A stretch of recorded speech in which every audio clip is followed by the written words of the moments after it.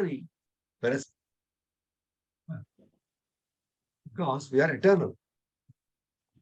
So if you want to get relief from this business of birth, death, old age, and disease, so let us take to Krishna consciousness and take Krishna's instruction directly and apply it in our life.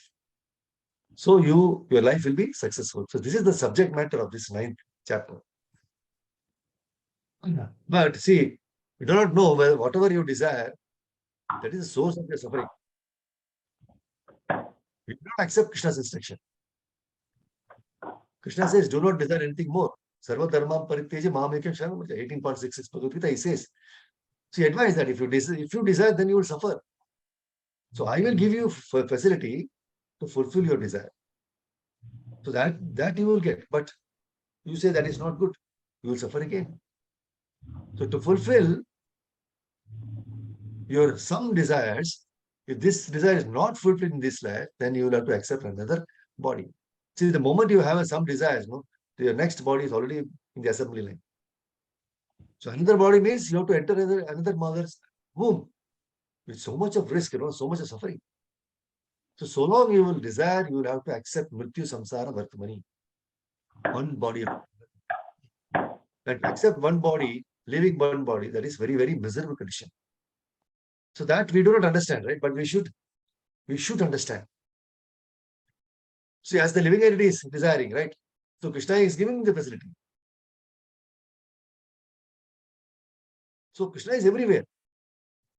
So he is within the core of our heart. So whatever we desire, he understands. That's why it is said that he is omnipotent. He can immediately understand what we are desiring. So therefore, it should be understood there are two living entities. One is Paramatma and the other is a Jivatma. And that is very clearly explained, in 13.3. So in Upanishad also, there is a verse that two birds are sitting on one tree. One bird is eating the fruit of the tree and the other bird is simply observing. So observing bird is Krishna. Observing bird is Krishna. And he is the super soul, Paramatma. And the eating bird is the Jivatma, individual soul. So as you desire. So he is sitting within me. He is so friendly that he is giving us guidance always. And is waiting for the time when you shall give up your desires and surrender to the other bird, the observing bird. That is Krishna. So Paramatma is so kind. See that I am taking the body of a human being and Krishna is there.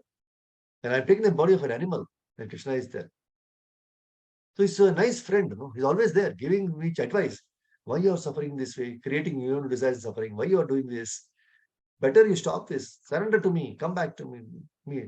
So he's always asking this. See, anyone who has got this material body, he's suffering. Either he is in India or America, any other place, heavenly planet also. So that's why it's Brahma Bhuvana Loka. Krishna advises, even if you go to the planet known as Brahma Loka, where the duration of life is very, very long, facilities are very wonderful, superior than our earthly planet. Krishna says, even if you go to Brahma Loka, you have to come back. Because it is there also everything, birth, death, old age, and disease is there. It's temporary. See, just like we are going to a moon planet, somebody is trying to go to heavenly planet, Brahmaloka, Indraloka and all. You can go. Yantra Yanti Deva Vrta, Devan Pitrun Yanti, 9.25 verse says. You can go, but all of them are infected with the sufferings of birth, death, old age, and disease. So you will get the chance, but you will get the body of that, but you have to come back again to this earthly planet. So if you want to stop this business, what we have to do? We have to go. See, we have got this opportunity, human form of life. See, we can understand these things, if you have little intelligence, right? It is explained by Krishna that if we take Krishna's instruction and mold our life accordingly, that is Krishna conscious movement. Then our life becomes successful. See, after giving this body, we are no more going to accept another material body. Tektva deham punarjanma neti mam yeti karu kaunteya. 4.9. So we get a suitable body in which to go back home, back to Godhead. So we have to work here. We have to get trained ourselves. We can prepare ourselves to being promoted to the higher or lower planetary systems. We can become a pig, we can become a hog, we can become a demigod, so on. So whatever we desire, Krishna will give us the opportunity. But that will not make us happy. If we go back home, back to Godhead, without the tribulation of repetition of birth and death, that will make us happy. So Prabhupada says our Krishna conscious movement is giving opportunity to everyone how to go back to Godhead after giving up this body. So one has to give up this body, that is certain. But why this body should be wasted for the propensities like animals? It should be fully utilized to go back to God. So that is our main aim, purpose of human form of life.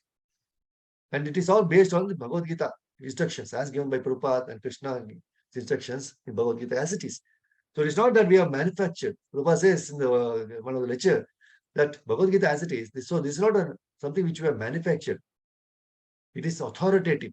It is accepted by all the acharyas. So Prabhupada requests. Our request is that you also take this opportunity and be Krishna conscious.